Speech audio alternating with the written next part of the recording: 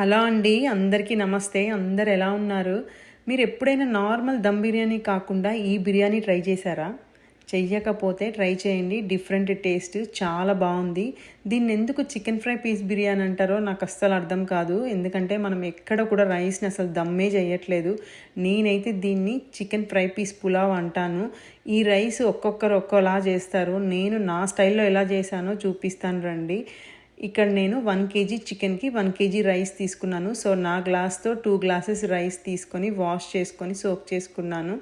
ఇప్పుడు ప్రెషర్ కుక్కర్లో కొంచెం నెయ్యి, కొంచెం ఆయిల్ వేసుకొని గరం మసాలాస్, ఇంకా స్టోన్ ఫ్లవర్, సాజీరా, గ్రీన్ మిర్చి, ఆనియన్స్ వేసుకొని ఫ్రై చేసుకోవాలి. ఇప్పుడు ఇందులో కొంచెం జింజర్ గార్లిక్ పేస్ట్ కూడా వేసుకొని రా ఫ్లేవర్ పోయే వరకు ఫ్రై చేసుకోవాలి. ఇక్కడ నేను ఫ్రోజన్ మింట్ వేసుకున్నాను. సమ్మర్లో ఆర్గానిక్ మింట్ని ఫ్రీజర్లో పెట్టుకున్నాను. సో అదే యూస్ చేస్తున్నాను.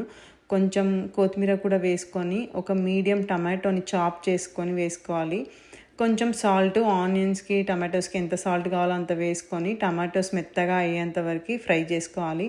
ఇప్పుడు ఇందులోకి వాష్ చేసిన చికెన్ వేసుకొని చికెన్ని లిడ్ పెట్టకుండా ఒక 5 minutes ఫ్రై చేసుకోవాలి. కొంచెం ఫ్రై అయిపోయాక దీంట్లోకి 1/2 కప్పు పెరుగు వేసుకొని కొంచెం సాల్ట్, చికెన్కి ఎంత సాల్ట్ కావాలో అంత సాల్ట్ వేసేసుకొని వాటర్ పోసుకోవాలి.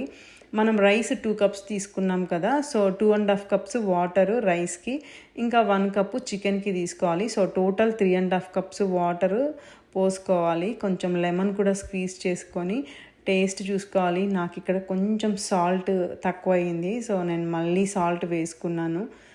చికెన్ని మనము 70 to 80% కుక్ చేసుకోవాలి.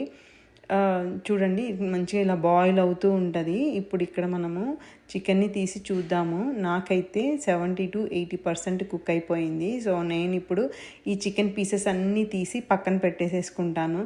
మీరు కావాలంటే దాంట్లో ఉన్న బే లీఫ్, ఆ చెత్త అంతా ఉంది కదా, మసాలా చెత్త అంతా, అవన్నీ తీసేసి పడేయండి. వాటర్ కూడా తీసి పక్కన పెట్టేసేసుకోండి.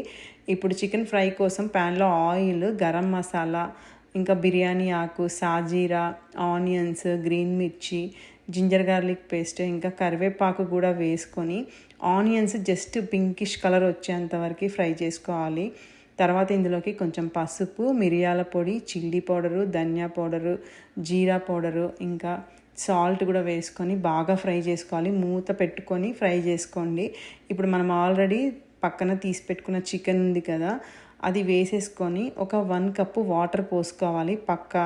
ఎందుకంటే వాటర్ పోసుకుంటే మసాలాలన్నీ చికెన్కి చాలా బాగా పడతాయి.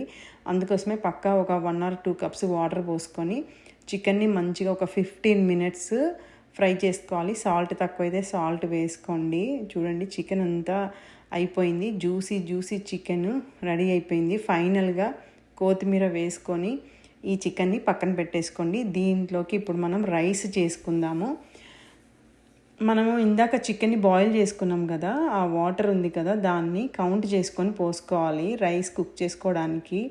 నేనైతే 2 cups రైస్ తీసుకున్నాను. సో 2.5 cups వాటర్ తీసుకుంటున్నాను. ప్రెషర్ కుక్ చేస్తున్నా కాబట్టి.